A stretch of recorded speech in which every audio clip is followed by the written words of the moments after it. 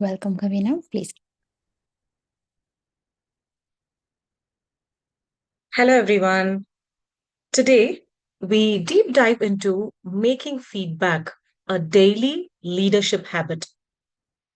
From making feedback an everyday conversation and making the feedback practices just like a tool in our arsenal and all things leadership. That's what we will be talking today. Bringing your expert insights and actionable tips all at your doorstep. Now, imagine an environment where voices are heard and employees are engaged, and feedback flows very freely, creating a culture of continuous improvement and collaboration. Now, I'd like to look at the compelling statistics as to why we will have to adapt feedback as a daily leadership habit and what kind of a profound impact that a strong feedback culture in a corporate world that it creates. Now, what it says is that companies with strong feedback culture experience up to two times a higher profit margins and ROI compared to their peers. And that's the power of feedback culture for organizations. And it also says that organizations that actively seek employee feedback enjoy a 15 percentage lower attrition rates.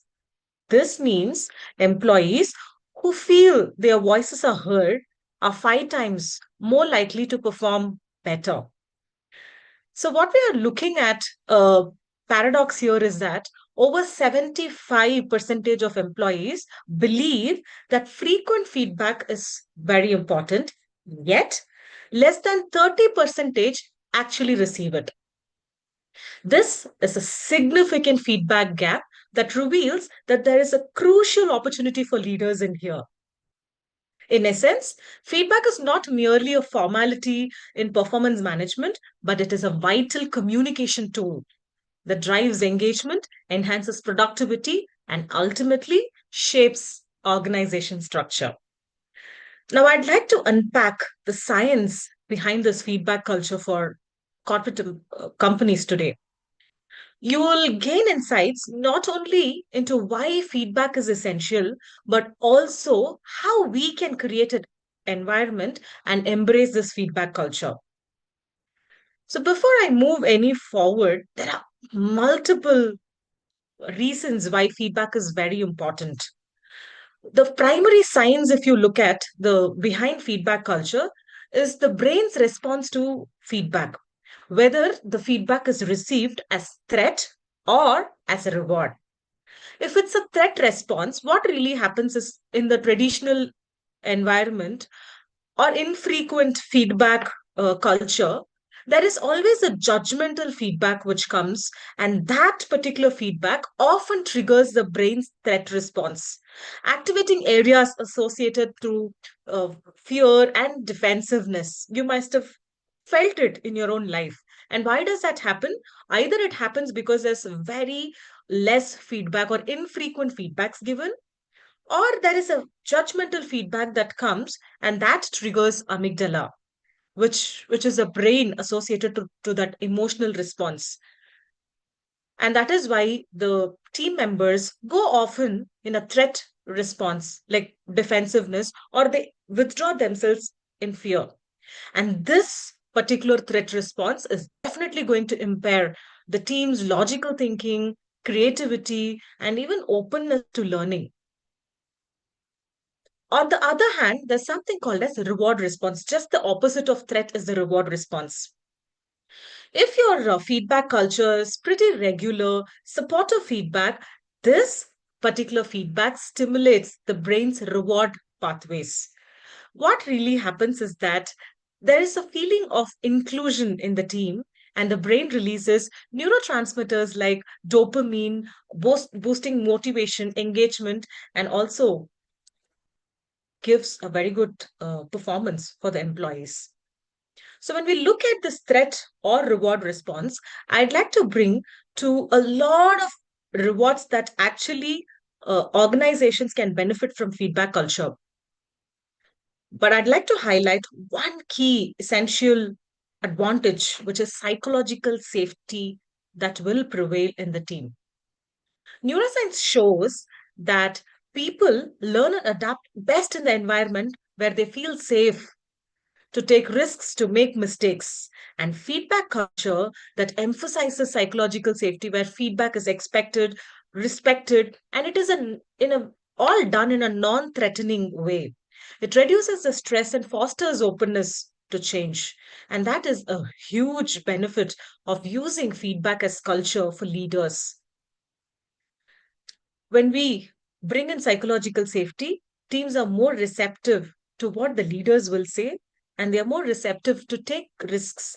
And openness, creativity will definitely prevail in the teams that has feedback as a culture. Now let's move forward and look at how to make feedback a daily conversation. The micro conversations where you'll be able to quickly give feedback to the team, and the team is also in a culture where they'll start receiving it in the most reward response that it could be.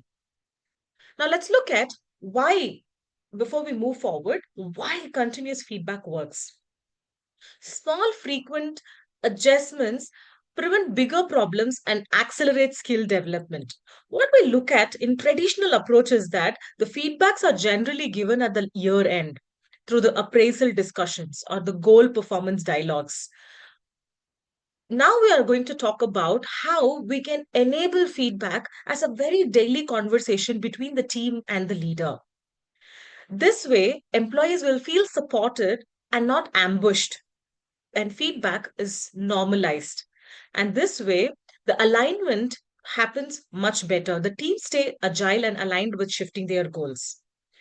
Now, let's look at how to implement daily micro conversations. The first thing is that let's replace feedback with check ins. Start framing the feedback as casual and low stakes dialogue.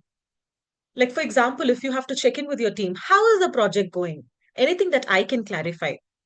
What's one thing I could do to support you this week? Imagine questions like this comes from a leader to the team. It enables the team to perform better, and then there is a quick alignment which happens between the leader and the team on day-to-day basis.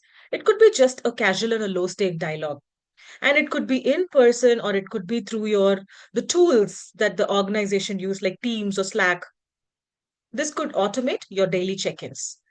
The second strategy that can be used is to use a 2-minute rule. Share feedback immediately and concisely. For example, the way you handled the client email was perfect, clear, and empathetic. Keep it up. For the next time, let's flag the budget risks earlier. Do you want to brainstorm solutions now? Now, look at how this 2-minute rule worked. It was a bite sized feedback and it feels actionable and not overwhelming to the team at all. So, this works perfectly well. The third topic that I'd like to talk about is to leverage micro feedback frameworks. There are a lot of frameworks, feedback frameworks that we will dive in deeply in about a bit of time. But now I would like all of us to leverage the micro feedback frameworks, SBI, and let's keep this light. In today's meeting is the situation. So SBI stands for situation, behavior, and impact. Now, start with talking about a situation. In today's meeting is a situation, and behavior is what was that behavior exhibited by that team member that you're passing on the feedback. Your data visualization presentation is helped us decide faster on the market analysis and go and talk about what is that impact that his quick data visualization helped us. It is also important for us to use this appreciation and ask, I loved how you led the sprint. Can we have a daily progress summary next time? So it is essential for us to start with an appreciative inquiry and then go about and share that small bit of feedback. I loved how you led the sprint. Can we have a daily progress summary the next time? This will work perfectly well rather than giving a direct feedback as to why this daily progress summary wasn't there or why it is important. It's just very quickly giving an appreciative inquiry and then adding on to what they could add next. That becomes a quick micro feedback. Now, let's move on to the fourth topic, normalizing the peer to peer feedback. And why this is essential is when you're building culture of feedback in your team, it's important that you enable people to give feedbacks within the team as well. Encourage shout outs in as many channels as it is possible. It could be Teams or it could be any tool that the organization uses. But what's essential is that we normalize that feedback. For example, kudos to Sam for debugging that issue. These could be some real time peer recognition, and this should happen day in and day out. And that's when we create a culture of feedback. The fifth topic is train teams to give and receive feedback in real time. So, even in the team meetings that when you are a part of, enable team members to talk more freely amongst themselves. When they will have to give and receive feedback, normalize it as you are leading as a scrum master or as a leader, team leader. Now, there are various tools for continuous feedback. Now, you'll have to look at, as leader, how to enable your team to be giving and receiving those feedback. One case study that I came across is Spotify's fail wall. Teams share small mistakes publicly. For example, I forgot to test the API rate limits today. This will normalize the learning from errors. And remember the psychological safety that we talked about, the place where people feel safe to make mistakes. And that's the ultimate teams that we all can build. So this is an example where you choose. It could be a wall, it could be Teams, um, it could be various other tools that the organization has adopted. But it is the responsibility of the leader to understand which is a tool that we will also have to maintain. So now, so far, what we have seen is to how enabling feedback as a daily culture, how to bring micro conversations within you and the team. And we also looked at 5 strategies as to how to go about it. And let us always remember that consistency matters more than perfection. So let us start today. And I'm sure the the feedback culture is going to step in into all of our teams. Now let's move on to the essential topic, strategies and frameworks that will help the leaders to deliver effective feedback. Leaders are the ones that can significantly improve the team's performance and engagement if we are using structured strategies and proven frameworks. Now let's look at certain structured strategies which has been proven in the last days. The core strategies that will help a leader to give effective feedback is that the first and foremost is that the leader should become a coach and to coach the team consistently. Let's create an environment where feedback is like an ongoing and a supportive mode and not criticism. Let's also remember that. Consistent coaching shows that the leader is invested in the team and eventually the leader will start building trust with the team. Now, always prepare before giving feedback. Tailoring feedback according to the receiver, the individual's communication style, and ensuring that it aligns with very clear expectations and objectives is super essential. So, preparation absolutely helps feedback feeling relevant and actionable as well. The third tip is to offer option to receive feedback. Check if the recipient is ready to receive feedback. This particular mechanism reduces stress and increases the receptiveness and making the conversation more easy and free flowing. So, checking whether the person is ready to receive feedback is also essential. And the fourth thing is to deliver feedback in bite sized chunks. Remember, we talked about the micro conversations. Even when you're going to have an elaborate conversation, it is essential to structure your feedback in bite sized chunk. Avoid overwhelming team members by focusing on one or two key points at a time so that the feedback is direct, specific, and actionable as well. The fifth point is balancing positive and constructive feedback. Use the ratio about three positives of the constructive comment that reinforces the strengths, addressing areas of improvement, making the feedback more motivating and less threatening. Please always remember that reward and the threat mechanism. In order to move from threat to the reward, we should always balance it with positive and constructive feedback. And please always remember the ratio of about three positive to one constructive comment. And the three positives could be your appreciative inquiry. We just saw, no? I love the way you led the sprint. That is a positive comment that we could be giving. Give three positives and then give one constructive comment. So this way we are balancing it out so that the receiver's brain is in the reward mode and not the threat mode. Now, let's quickly look into what are the popular feedback frameworks that one could adopt. The first one is what we saw as a micro framework, but now we look at a macro framework, a more detailed framework. The framework starts as SBI. S stands for situation, B stands for behavior, and I stands for impact. So we always start with the situation. What, bring the person to the situation and talk about the behavior. When we talk about behavior, let's be very careful that we're not talking about the person's personality, but more so the behavior of the person in that particular situation. This makes the person less defensive. And the third one is to talk about the impact. It's essential to talk about the impact because otherwise they will not know why they will have to be accepting that feedback. For example, in yesterday's meeting, you interrupted the client three times, which made them feel unheard. And this will potentially impact us in the way the project will untail. So, what happened here is in yesterday's meeting, bringing that person to the situation, you interrupted the client three times, being more specific on the behavior that the person has shown, which made them feel unheard. And then the impact comes to talk about how this will affect the project. So, this is a very clear and structured feedback mechanism, which is situation, behavior, and impact, SBI framework.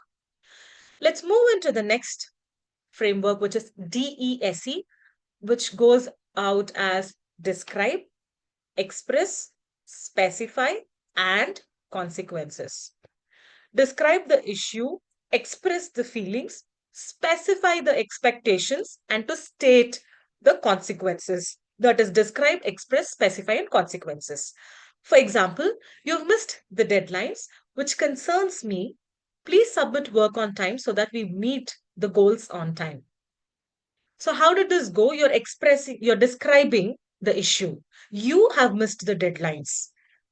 And then you express your feelings, which concerns me, right? It's important to talk about your feelings so the person understands what has what was the impact of the behavior or the situation or the issue that he has created.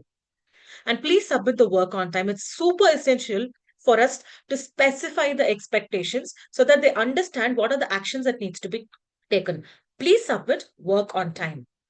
And the last one is the consequences, similar to what we discussed in the previous one, which is the impact, so that we meet the goals for the project on time. It could be an elaborate one as well. I'm just keeping it very simple for the example that we are looking at here. The next or the third feedback mechanism or the framework is sandwich method. Sandwich method is something that we have all known and we've been using it for quite some time. It starts with the positive feedback and layering it as sandwich method, right? Start with the positive feedback, address the area of improvement, and end with another positive way. Great job on the project. Next time, try to meet the deadlines. I'm confident you will improve. So, how it is layered? It's positive, area of improvement, and then another positive. Let's also remember that balance mechanism that we spoke about, the positives and there is a constructive feedback, but the positives has to be more. If you look at the sandwich method, there are three layers, and two layers, the top and the bottom layer is positive, and you're only going to bring in that area of improvement in the middle so that you balance out the feedback. So the next one is called edge. Explain, describe, give, and end positively. Explain the context of what has happened, describe the observation, give very specific feedback, and end on a positive note. So it is explain, describe, give, end. Our client pitch was important. You spoke very quickly. Try slowing down the next time. I know you will excel at it. It's a short and a crisp feedback that you can give. Our client pitch was very important. Explain the situation and the context. You spoke really quickly. You're describing the observation that you have made, and then you're giving a very clear feedback. Try slowing it down the next time. I know you will excel at it. So you're ending positively, showing them that I am confident that you will improve. So it's very essential to end on a positive note. The next one is start, stop, continue. This is also very simple as a framework. Tell what you start doing, what they have to stop, and what they should continue. Start giving regular updates, stop micromanaging, and continue leading meetings. It's as simple as that. When you're giving a feedback, you should also tell them what is that something that they should start, stop, and continue. So start is something that is going as a direct feedback. Stop is again a feedback where they will have to stop certain things that they are doing, and continue is more like that positive affirmation that we are giving them. Continue, you're doing this great, continue doing it.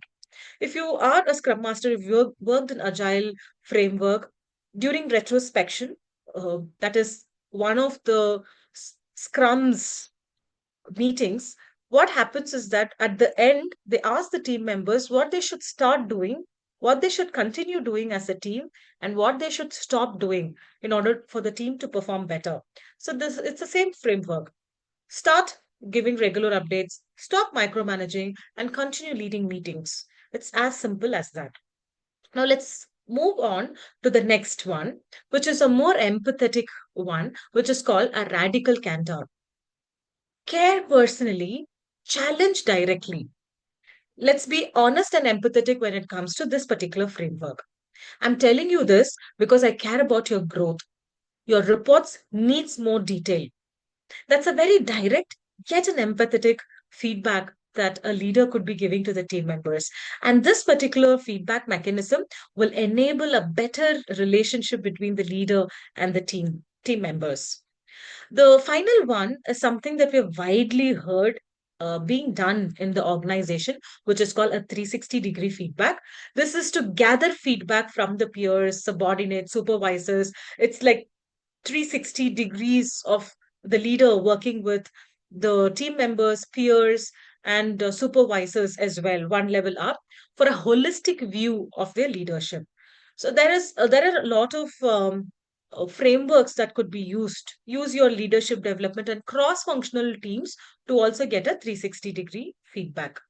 Now let's look at, so these are certain frameworks that we saw today, which is SBI model, which is situation, behavior, and impact model. And then we looked at the second topic, which is DESE, which means describe, express, specify, and consequences. That is DESE. Then we looked at sandwich method, positive, and then constructive feedback, and then other positive. That's sandwich method for us. And then edge, explain, describe, give, and end with a positive note. The fifth one that we saw is start, stop, continue. And the sixth one that we saw is a radical candor, which gives a very honest and an empathetic feedback. And then the seventh one that we saw is 360 feedback for the leaders. So these are certain structured techniques that you can be using to get clarity and to also give actionable feedback to the team members. With that, I would also like to move on and look at, as leaders, how to make this feedback. Let's use micro conversations every day and make feedback a culture. The second one, if you want to get into a detailed feedback conversation, we will use all the frameworks that we saw. Now, let's also look at how to make this feedback more meaningful and actionable for the team members. Here is a approach that we can do. Align feedback with goals and values. Feedback feels more purposeful when the feedback is always linked to shared objectives and not personal opinions of the leaders. So always connect your feedback to the OKRs or goals that you have. Your proactive client updates this week directly supported our Q3 goals of improving retention. Now, this way, you're telling them that the feedback is not your personal opinion, but it is that which is directly in reflecting that of your team's goals or your organization goal. The way you included the junior team members today in the brainstorming reflects our value of collaboration. To hit the next month's sales target, let's refine how you position your pricing model. So these are certain ways where we can give feedback and link it to the OKR or goal so that people will be able to directly accept it. The next one is to lead with empathy. Empathy reduces that defensiveness and builds that trust. And this is an ongoing process. For example, I see how hard you worked on this design. How do you feel about the project's progress? So this is not diving into the criticism, but to ask them so that let them answer, and then you'll be able to give a feedback about it. I know these merging data sets are frustrating. Let's solve this together. So that is leading your feedback with empathy, not directly coming to conclusion and sharing your observations alone, but asking them questions so that you co-share these feedbacks and drive the actionable items together. And also start using non-violent communication as leaders when you're giving feedback. Observe the facts without judgments, identify your feelings, express your expectations and needs very clearly. And the end part, the fourth part, is not to make any expectations very direct, but to make requests to them. For example, it could be, I noticed the report missed the deadline. I'm concerned about the client's trust at this point. We need a more reliable structure on how we are working on the reports. Can we create a backup timeline for this, please? This is ending with a request, and this one is very nice and structured framework of a non-violent communication where you observe without judgments, identify your feelings, express your needs very clearly, and then making requests. And now, again, as leaders, it's essential for us to go back and look at what are certain tools that you can use. But it is always better if there is this elaborate conversations that you would like to have, it's always better to do it one to one. Now, let's move on and look at, as leaders, how feedback is a two-way street, right? How leaders can embrace feedback from their team members as well. And this is super crucial for the leader to build culture where speaking up feels super safe. Remember that psychological safety that we spoke about? And when the leaders receive feedback and they embrace the feedback that is got by the team members, it creates a psychological safety for the team and they start speaking up more and more, creating a safe space for them. So, how do we do it? Let's look at building that culture together. The first one is to lead by example. Ask for feedback regularly. Schedule frequent one on ones or team check ins where you explicitly go and ask, what can I do to get this better? What's that one thing that I should start, stop, and continue doing? Because when leaders openly request feedback, it signals humility and normalizes that vulnerability with the team members. And it really goes on a long way in creating that culture. Now, the second action point on the leaders is that when they start receiving feedback, it's essential on how you respond how you respond to them. So start responding with gratitude and not defensiveness. When receiving feedback, say, "Thank you for sharing, I'll reflect on it. Can you tell me more about how this impacted you?" So these are certain ways where people can see that you're accepting feedback and not being defensive or shunning them away from it. Defensiveness shuts down further dialogue. And if you're grateful, you say that thank you for the feedback, it is only going to make people open up more and more. Even if you don't accept the feedback that has come, it is essential for you to say that thank you very much. I will reflect on this and come back to you later. And it's also essential for the leader to ask more and more questions so that they also open up more and you'll be able to get it better. In order to receive feedback, be it a leader or the team member, it's essential for us to understand that the perception is a reality. And it is always, there is a gap between what we think we are and what the team or anybody else perceives. And that gap is what we will have to analyze later once the feedback is given. So always take the feedback with gratitude. The next one is to creating psychological safety by embracing feedback by the leaders. Let's normalize mistakes. Let's share our own mistakes and lessons learned publicly. Publicly thank team members who have spoken up loud. I appreciate how candid you were in the meeting. That is going to appreciate and encourage them to speak up more, because it's essential that the teams will lock themselves in safety if it is not very safe for them.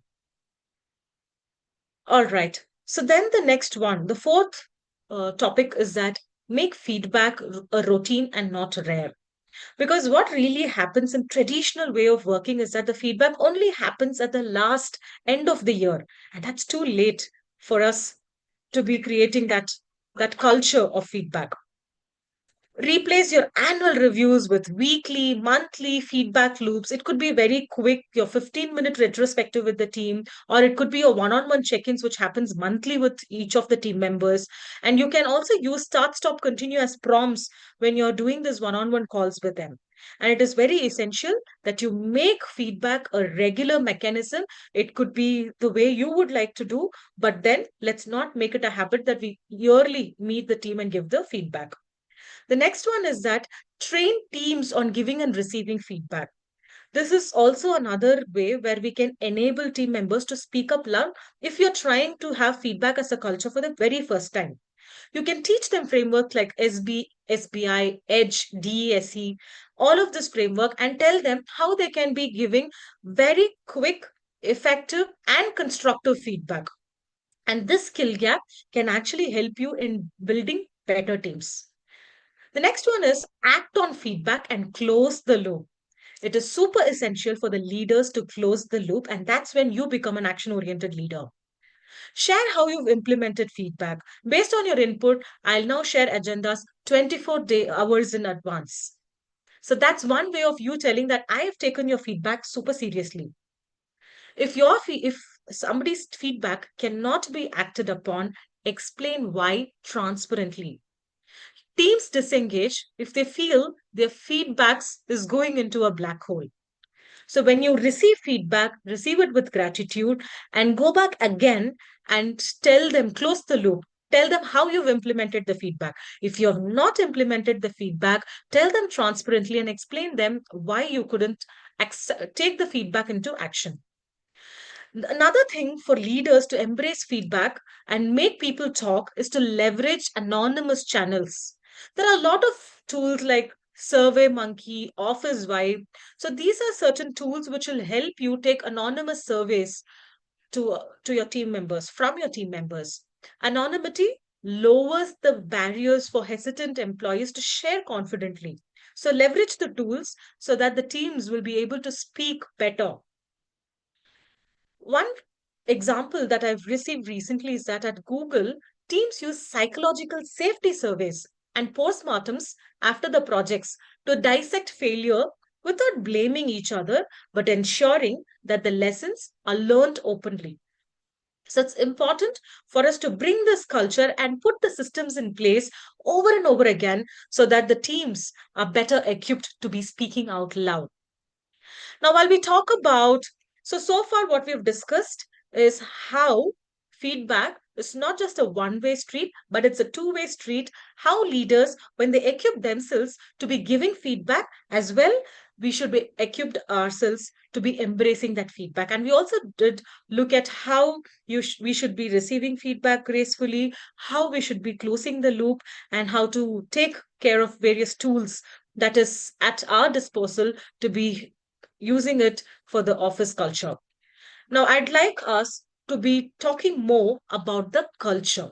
Now, let's talk about how we can be creating a culture, building that culture where feeling safe for the leader and the team members to prevail in the environment.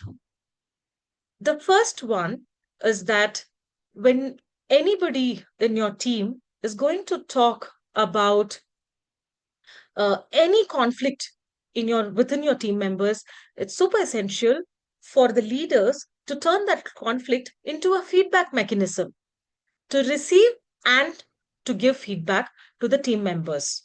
So this way, you're creating a culture not very hostile, but you're implementing feedback in order to keep the environment safe for the team members and for yourself. The next one of creating culture is how leaders can avoid criticism and free feedback. And that's one way of doing it is to adopt several techniques that we spoke about and always look at situations rather than judgment. Always link the feedback to the goals, OKRs of your organization or the growth benefit of the team rather than the personal opinion. That is why it is super essential to keep the feedback timely and appropriately. Deliver feedback when both you and the recipient are calm. And this would avoid giving feedback in the moments of stress and frustration. Imagine you are in your sales meeting and then there's something which has gone wrong. Imagine that you are also feeling frustrated about it, and it is essential for you to understand that your emotions are not optimum and then take it later with the team members. The next one is that you give feedback privately. So, when this might have happened with a lot of team members there, it's essential to address the team member directly and privately. Negative or constructive feedback should be delivered in a private setting so that it avoids embarrassment for your team members and you also preserve trust this way. Let's also remember the mechanism of the brain. It's either threat or reward. When it is a negative or a constructive feedback, the first part of your brain will always become defensive. And it is essential for you to keep this kind of feedbacks more in private so that people will not become defensive, but they'll start understanding and make sense. Right? Public criticism can definitely make a damage of the morale. The next one is to explain the purpose. Before you start by clarifying why are you giving this feedback. This helps depersonalize the message. It is not between you and me, but it is about the project. It is about the organization and your intent to support the improvement and not to criticize. And this way, you'll be able to get that alignment very quickly with your team members when you start explaining the purpose. And the next point is very important to use respectful language and tone. To keep your tone in check, it is always essential when we talk about feedbacks, conflict, or the art of handling difficult conversations. It is always better as leaders before we step into the meetings. It's always essential for us to have a calm mind and think about a positive outcome so that we will keep our tone in check. Let's avoid accusatory you statements. You're always late. Instead, let's start using I statements and focus on the outcomes. I have noticed that the team works better when everyone arrives on time. So, moving from you, which could be accusatory, to I with my observations is very important. Speak calmly and respectfully to foster a very supportive environment. Let us also focus on the behavior and outcomes and not the person. Let's address actions very specific to not to the person, but to an overall team's outcome, so that it is essential for the person to also understand that it is not on me, but it is rather on the behavior, and it is also on the outcomes. And the final message that we all have to do is to keep the feedback balanced, because when we are looking at feedback, absolutely it will trigger people through the threat response, but keeping it balanced is essential for people to be felt, visible, and heard at the beginning itself when you're sharing positive and appreciative inquiry, and then giving a feedback over it, and then closing it with a positive note telling that I'm super affirmative that you'll be able to get through this. So these are certain tricks and strategies that we can be using as leaders in the teams.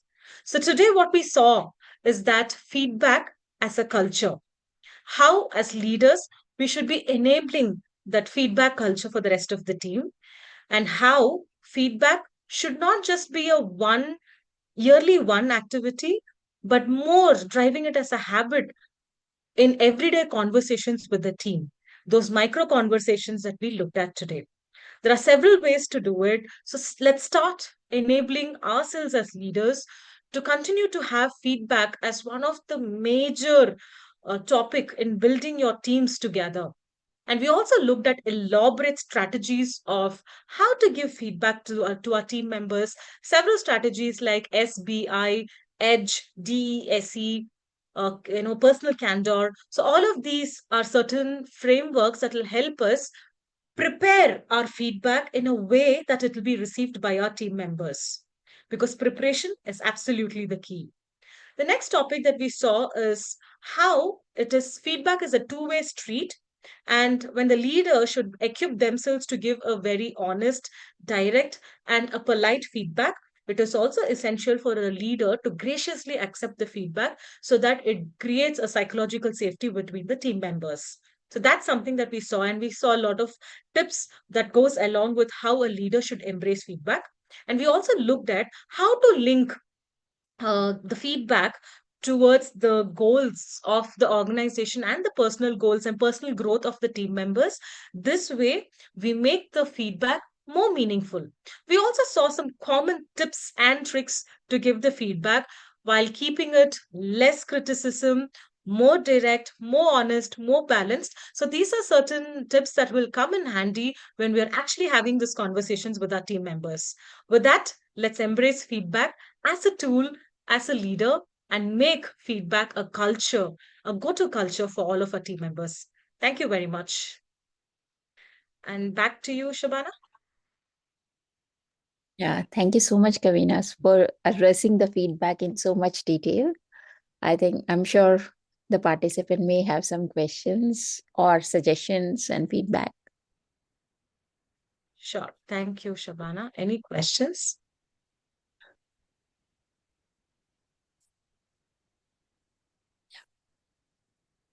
I think you need to unmute.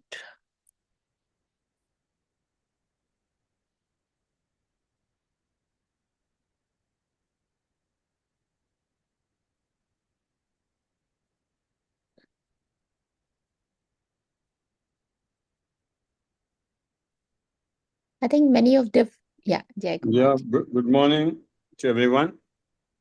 Good morning. And I Right. have made the notes, whatever you said, but it's really wonderful. The only thing is that I have to go through it and practice it. So it was awesome.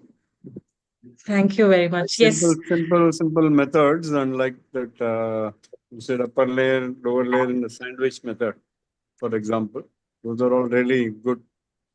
I'll apply it in my daily routine. And moreover, the feedback, we mostly assume that whatever we have done or whatever is happening, it's assumption में ही चले जाते हैं. We go through assumption. But like feedback, we get a lot of openings and then the opportunities. Really awesome. absolutely.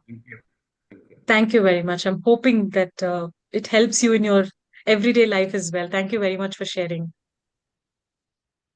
Hello. Hello. Hello. Hi, Meenaji. Thank you. Good morning to you. Yes, Right. I joined a little late, but whatever I could pay attention and listen to was really worth it. And all along, I was thinking, like coming generation, because we have pampered our children and our like everybody in the school also. So they have to be handled psychologically. So this is like we are ahead of time discussing this because this is really needed. Earlier, people could take all the roughing it out type of approach and all, but now these True. kids, including our children, they cannot like they need a subtle tone, direct message, which psychologically handled. So this will really come in handy. So whoever is getting Abs- coaching or following it will really benefit. All I can say. Thank you. Absolutely. Thank you very much for sharing.